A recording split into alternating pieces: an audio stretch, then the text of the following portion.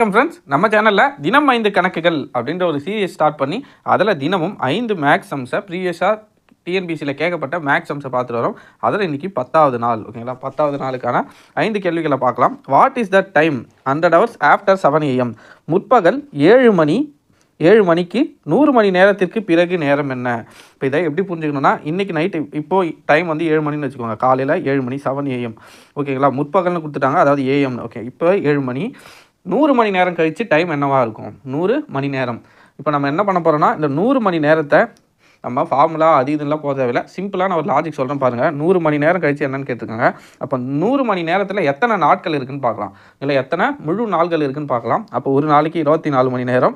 24ஆல் வகுத்தனா 4 24 96 வகுத்தனா balance 4. அப்போ 4 நாள் முடியுது. 4 முழு நாள் முடிஞ்சு பேலன்ஸாக ஒரு 4 மணி நேரம் நம்மளுக்கு கிடைக்குது. ஓகேங்களா, அப்போது 7 மணி கூட 4 நாள் முடிஞ்சிச்சு. 4 நாள் கழிஞ்சு என்ன இருக்குதுன்னு பார்த்தீங்கன்னா, எக்ஸ்ட்ரா ஒரு 4 மணி நேரம் இருக்குது. இப்போ 4 மணி நேரம் கூட்டலாங்களா? 8 9 10 11. அப்போது 7 AM இருந்துச்சுன்னா 11 AM. 12 வந்தால் தான் PM. ஸோ அவங்க கேட்டுருக்குது 4 மணி நேரம். நமக்கு மிச்சமாக இருக்கிறது 4 மணி நேரம் தான். அப்போ 1 2 3 4வது மணி நேரம் என்னவா டைம் இருக்குன்னா 11 AM. அப்போ ஆன்சர் முற்பகல் 11 AM. இதுக்கு அந்த மாடுலஸ் ஃபார்முலா வச்சு போடலாம், பட் அதெல்லாம் தேவையே இல்லை. எளிமையாக இதை நம்ம புரிஞ்சுக்கிட்டால் போதும். ரொம்ப ரொம்ப ரொம்ப ஈஸி, கஷ்டப்பட தேவையில்லை. இன்னொரு டைம் சொல்லிடுறேன். இன்றைக்கி டைம் இப்போ 7 மணின்னு வச்சுக்கோங்க. 100 மணி நேரம் கழிச்சு டைம் என்னவாக இருக்கும்? அதுதான் கேள்வி. இப்போ நான் இந்த 100 மணி நேரத்தில் எத்தனை முழு நாள் இருக்குதுன்னு பார்க்க போகிறோம். ஓகேங்களா, முழு நாளுக்கு என்ன பண்ண போகிறோம்? 24ஆல் வகுக்க போகிறோம். 24ஆல் வகுத்தனா பேலன்ஸ் நம்மளுக்கு 4 24 96. ஓகேங்களா, 2 24 48, இன்னொரு 2 24 48, 2 சேர்த்திங்கன்னா 96. 96 கழிச்சுனா மிச்சம் 100ல் 96 போனால் 4 மணி நேரம் மிச்சம் இருக்கும். அப்போ 4 முழு நாள் கழிஞ்சிடுது. அப்போ டைம் என்ன இருக்குன்னா 7 மணி தான் இருக்கும். 4 நாள் முடிஞ்சிச்சு. பேலன்ஸாக எக்ஸ்ட்ரா நம்மக்கிட்ட ஒரு 4 மணி நேரம் இருக்குது. அந்த 4 மணி நேரத்தை நம்ம ஆட் பண்ணனா 8 9 10 11 மணி, காலை 11 மணி. அப்போ ஆன்சர் 11 AM. அடுத்த கேள்வி பாருங்கள். The difference between simple interest and compound interest for a sum of 8000 lent at 10% in 2 years is. 8000க்கு 10% வட்டி வீதத்தில் 2 ஆண்டுகளில் கிடைக்கும் கூட்டு வட்டிக்கும் தனி வட்டிக்கும் உள்ள வித்தியாசம். இதுக்கு முன்னாடி சம்ஸ்லாம் தனியாக கூட்டு வட்டி பார்த்துருப்போம், இல்லை தனியாக தனி வட்டி பார்த்துருப்போம். இப்போ பாருங்கள், ரெண்டுத்துக்குமான வித்தியாசம் கேட்டிருக்காங்க. இப்போது இதுக்கு ஃபார்முலா இருக்குது. நம்ம தனித்தனியாக கண்டுபிடிச்சி மைனஸ் பண்ணோன்னா ரொம்ப பெரிய ப்ராசஸ். ஃபஸ்ட்டு 8000க்கு 10% தனி வட்டி கண்டுபிடிக்கணும். அதுக்கடுத்து தான் 8000க்கு கூட்டு வட்டி கண்டுபிடிச்சி ரெண்டுத்துக்கும் அது ஆன்சரை மைனஸ் பண்ணி போட்டாலும் ஆன்சர் வரும். பட் அவ்வளோ காம்ப்ளிகேட்டடாக அந்த சம்மை கொண்டு போக தேவையில்லை. இதுக்கு ஒரு ஃபார்முலா இருக்கும். ஓகேங்களா, 2 வருஷத்துக்கு இந்த மாதிரி டிஃப்ரென்ஸ் கேட்டிருந்தா ஃபார்முலா என்னென்னா P × R/100 the whole square. இந்த ஃபார்முலாவில் எடுத்து போய் நம்ம சப்ஸ்டியூட் பண்ணனா ஈஸியாக வந்துடும். Pனா பிரின்சிபல். ஓகேங்களா, அசல் தொகை இவ்வளோ 8000 ரூபாய். இந்த 8000த்தை அப்படியே போட்டுக்கோங்க. R என்பது வட்டி விகிதம். வட்டி வீதம் 10. கீழே 100க்கு 100, மேலே ஹோல் ஸ்கொயர். என்ன சார் 2 வருஷம் இருக்குது, இந்த 2 வருஷத்தை எங்கேயும் யூஸ் பண்ணலையேன்னு கேட்கக்கூடாது. 2 வருஷத்துக்கான ஃபார்முலா தான் இது. ஓகேங்களா, இதுவே 3 வருஷம்னா அதுக்கு வேறு ஃபார்முலா இருக்குது. இப்போ 2 வருஷத்துக்கான formula P × R/100 the whole square. இப்போ இதை சால்வ் பண்ணுவோம். 8000 10 ஸ்கொயர் பண்ணால் என்ன வரும்? 100. 100 ஸ்கொயர் பண்ணால் 100 × 100ன்னு எழுதிப்போம். 100 ஸ்கொயர் பண்ணிட்டோம். பாருங்கள், ஒரு 100க்கு ஒரு 100 கேன்சல். இந்த 2 0க்கு 2 0 கேன்சல். அப்போ எவ்வளோ வருது? தனி வட்டிக்கும் கூட்டு வட்டிக்கும் வித்தியாசம் 80 ரூபாய். இல்லை நம்ம தனித்தனியாக கண்டுபிடிச்சோன்னா பாருங்கள், தனி வட்டி ஃபஸ்ட்டு கண்டுபிடிக்கணும், கூட்டு வட்டி கண்டுபிடிக்கணும், அப்புறம் ரெண்டுத்தையும் மைனஸ் பண்ணணும். ஓகேங்களா, இது ரொம்ப எளிமையான மெத்தட். P × ஃபார்முலா மறக்கக்கூடாது. P × R/100 the whole square. நிறைய எக்ஸாம்ஸில் கேட்டிருக்காங்க, நல்லா பார்த்துக்கோங்க. இன்னொரு கொஷின் பேப்பரில் 3 வருஷத்துக்கான கொஷினும் வந்திருக்கு. அதை நம்ம அந்த சம் பார்க்கும்போது பார்க்கலாம். ஓகேங்களா, உங்களை குழப்ப விரும்பலை. அடுத்த கொஸ்டின் பாருங்கள். ஒரு செவ்வக வடிவ பூங்காவின் நீளம் அகலத்தை விட 14 மீட்டர் அதிகமாக உள்ளது. இங்கிலீஷில் length of a rectangular park is 14 metre more than its breadth. அப்போ லென்த் என்ன சொல்லியிருக்காங்கன்னா, லென்த் Lன்னு எடுக்கிறோம். L வந்து என்ன சொல்லியிருக்காங்கன்னா, பிரெத்தை விட அகலத்தை விட 14 மீட்டர் அதிகம். ஓகேங்களா, அகலத்தை Bன்னு எடுக்கிறோம். பிரெத்தை விட 14 மீட்டர் அதிகமாக. அதனால் L = நீளம் வந்து அகலத்தை விட 14 மீட்டர் அதிகம். If the perimeter of the park is, அதாவது சுற்றளவு, பூங்காவின் சுற்றளவு 200 metre. Perimeter of the park is 200 metre. Perimeter என்ன? ரெக்டாங்கிள் கொடுத்துருக்குது. ரெக்டாங்கிள் செவ்வகம் கொடுத்துருக்காங்க. இதுக்கு சுற்றளவு ஃபார்முலா என்னன்னா, இங்கே பாருங்கள், இது ஒரு LB, இது ஒரு LB. அப்போது 2 × L + B. எங்களை ஃபார்முலா இது ஒன்றும் இல்லை, 2L 2B. நம்ம இதை இப்படி எழுதலாம். இந்த டயக்ராம் போட்டிங்களா, இந்த ஃபார்முலா எப்படி வருதுன்னு சொல்லிடுறேன். இது ஒரு எல்லுங்களா, இது ஒரு எல், இது பிரெத்து, இது பிரெத்து. ஓகேங்களா, இப்போ 2 எல் இருக்குது, 2 பி இருக்குது. ஓகேங்களா, ரெண்டுத்தையும் கூட்டினா தான் சுற்றளவு, இது மொத்தத்தோட சுற்றளவு கிடைக்கும். இப்போ 2 வெளியில் காமனாக எடுத்துட்டுனா L + B. ஓகேங்களா, அதுதான் சுற்றளவுக்கான ஃபார்முலா. சுற்றளவுக்கு என்ன கொடுத்துருக்காங்க? சுற்றளவு 200 மீட்டர், பெரிமீட்டர் வந்து 200 மீட்டர். அப்போ 2 × L + B = 200 மீட்டர் கொடுத்துட்டாங்க. அது நீளம் எவ்வளவு? எல்லோட வேல்யூ என்ன? அடுத்ததாக பரப்பளவு என்ன, ஓகேங்களா, பரப்பளவு என்ன, ஏரியா என்ன, லென்த்து என்ன, அதுதான் கொஷின். இப்போது நமக்கு எல் வேல்யூ தெரியும், L equal to B plus 14, எல்லோட வேல்யூ என்னது பி ப்ளஸ் 14 இருக்குது. இப்போ என்ன பண்ண போகிறோம், இந்த எல் வேல்யூ எடுத்துகிட்டு வந்து இதில் சப்ஸ்டியூட் பண்ண போகிறோம், ஓகேங்களா. 2 இன்ட்டு எல்லுக்கு என்ன பி ப்ளஸ் 14ங்களா, பி ப்ளஸ் 14 ப்ளஸ் ஒரு பி, ஓகேங்களா, கரெக்டாக தான் எழுதியிருக்கோம். கரெக்ட், நீளம் அகலத்தை விட. ஓகே, இப்போது பி ஈக்குவல் டு என்ன இருக்குது, இந்த 14 எல்லுக்கு என்ன பண்ணிட்டோம் பி ப்ளஸ் 14 சப்ஸ்டியூட் பண்ணிட்டோம். இந்த பி இருக்குது, இந்த பி அங்கேயே இருக்குது.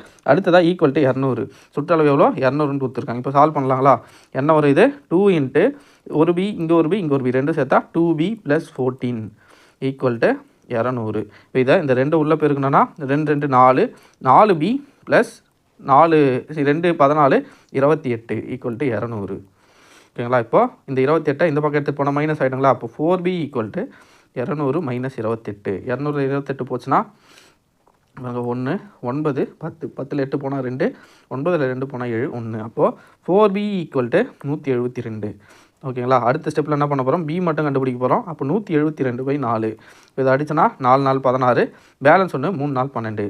அப்போ அகலம் எவ்வளோ கிடச்சிருக்கு 43 மீட்டர். கொஷினில் என்ன கேட்டிருக்காங்க, நீளம் கேட்டிருக்காங்க. கொஷினில் நீளம் கேட்டிருக்காங்க, லென்த்து தான் கேட்டிருக்காங்க. இப்போ லென்த்துக்கு நம்ம என்ன கண்டுபிடிச்சோம், ஃபார்முலா ஃபஸ்ட்டு எல், அந்த லென்த்து வந்து அகலத்தை விட 14 மீட்டர் அதிகம். அப்போ நமக்கு அகலம் 43ன்னு கிடச்சிருக்கு. லென்த்து என்னென்னா பி ப்ளஸ் 14ங்களா. அப்போ போட்டோன்னா 43 ப்ளஸ் 14 கூட்டினா என்ன வரும் 3 4 7 5. அப்போது நீளம் எவ்வளோனா 57 மீட்டர். ஆப்ஷனில் இருக்கா பாருங்கள், ஆப்ஷனில் ஒரே ஆப்ஷன் தான் இருக்குது. அப்போ இதுதான் கரெக்டாக இருக்கும். நம்ம இப்போ என்ன பண்ண போகிறோம், இதோட நிறுத்த போகிறதில்ல, அடுத்ததாக கேட்டிருக்கிற பரப்பளவையும் கண்டுபிடிக்க போகிறோம், இல்லைங்களா. பரப்பளவு கண்டுபிடிச்சிடலாங்களா, பரப்பளவை கண்டுபிடிச்சிடலாம். வேல்யூ ஞாபகம் வச்சுக்கணும். வேல்யூ எவ்வளோ வந்துச்சு, பி வந்து 43, எல் வந்து 57, ஓகேங்களா. பி 43, எல்லோட வேல்யூ 57, ஓகேங்களா. கண்டுபிடிக்க போகிறது பரப்பளவு. ஏரியாவுக்கு என்ன ஃபார்முலா, வெறும் எல் இன்ட்டு பி. இப்போது எல்லோட வேல்யூ 57, பியோட வேல்யூ 43. இப்போ இது ரெண்டுத்தையும் பெருங்கினா ஆன்சர் வந்துடும். பாருங்கள், 4 3 7 21, பேலன்ஸ் 2, 5 3 15 17. அடுத்ததாக பாருங்கள், 4 7 28, பேலன்ஸ் 2, 5 4 20 22. கூட்டலாங்களா, 1 7 8 15 5, பேலன்ஸ் 1 2 3 4. அடுத்ததாக இங்கே 2.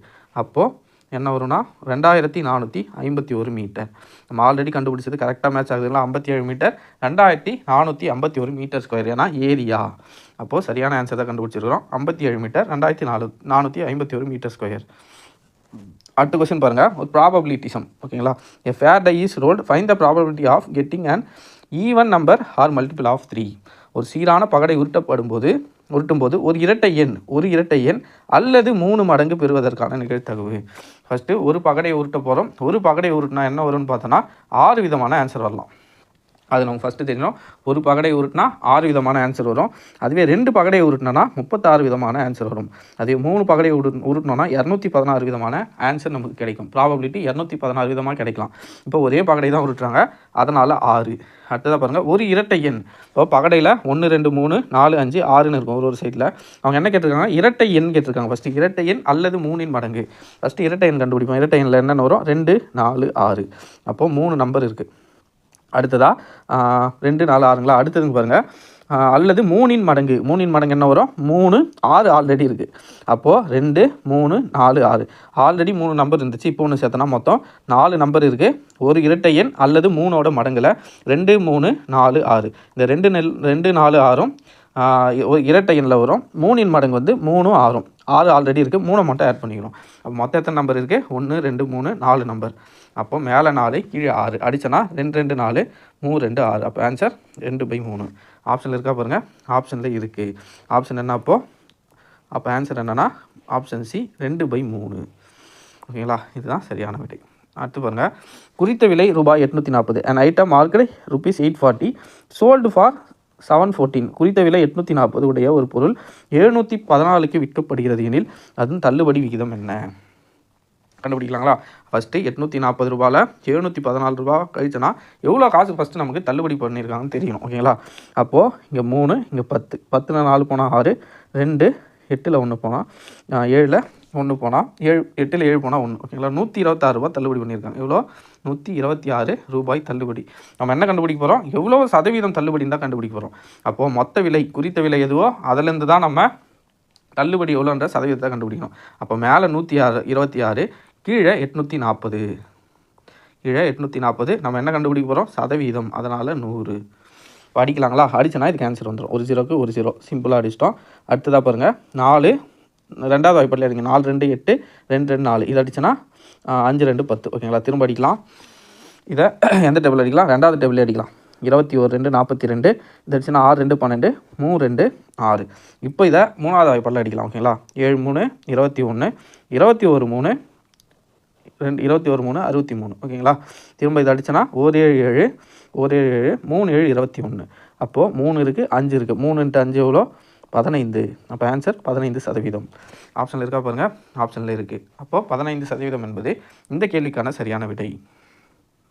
அவ்வளோதான் ஃப்ரெண்ட்ஸ். இன்றைக்கான 5 சம்ஸை பார்த்துட்டோம். எளிமையான கணக்குகள் தான், பட் போகிற விதத்தில் கொஞ்சம் மாறுபடும். ஓகேங்களா? உங்களுக்கு எந்த மெத்தட் கன்வீனியண்ட்டாக இருக்கோ நீங்கள் அதை ஃபாலோ பண்ணிக்கலாம். நான் ரொம்ப எளிமையாக பார்த்ததும் புரிஞ்சுக்கிற மாதிரி அந்த மாதிரி மெத்தடில் தான் நான் போடுறேன். உங்களுக்கு ஏதாவது மெத்தட் தெரிஞ்சாலும் கீழே கமெண்ட்டில் சொல்லுங்கள். அது எல்லாருக்கும் பயனுள்ளதாக இருக்கட்டும். அவ்வளோதான் ஃப்ரெண்ட்ஸ். அப்புறம் இன்னொன்று சொல்லணும்னு நினச்சேன். நிறைய பேர் மேக்ஸ் வீடியோ கண்டினியூஸாக வரல. ஒருத்தவங்க 2 வீடியோ தான் போட்டிருக்கீங்க, அதுக்கப்புறம் போடவே இல்லையான்னு சொல்கிறாங்க. பட் நம்ம ஆல்ரெடி 9 வீடியோ போட்டிருக்கோம். லாஸ்ட்டு ஃப்ரைடே வரலாம் வீடியோ போட்டிருந்தோம். சாட்டர்டே சண்டே ஏன் நம்மளால் வீடியோ போட முடியல? நம்ம மேக்ஸுக்கு தினம் 5 கணக்குகளில் சனிக்கிழமை கொஸ்டின் பேப்பர் எடுக்கிற ஒர்க் இருந்துச்சு. நேற்றுக்கு கீ ஆன்சரை ரெடி பண்ணுற ஒர்க் இருந்துச்சு. ஸோ இனிமேல் நம்ம மேக்ஸ் வீடியோவும் சரி, ஜிஎஸ் வீடியோவும் சரி, டெய்லி 5 கொஸ்டின் பார்க்குறோம்ல, அந்த 2 வீடியோஸுமே மண்டே டு ஃப்ரைடே மட்டும்தான் வரும். ஓகேங்களா? Monday to Friday. ஏன்னா சாட்டர்டே சண்டே ரொம்ப ஹெவி ஒர்க்காக இருக்குது, நம்மளால் இதை கண்டினியூ பண்ண முடியல. பட் வாரத்தில் 5 நாள், அந்த 5 நாளும் கண்டினியூஸாக காலையில் ஜிஎஸ்க்கும், ஈவினிங்கு அதான் முன்னாடி சொல்லியிருந்த மாதிரி காலைல ஒரு 9:30 to 10 மணிக்குள்ளே ஜிஎஸ்க்கும், நைட்டு 9 மணிக்கு கரெக்டாக மேக்ஸ் வீடியோவும் அப்லோட் ஆகும். ஓகேங்களா?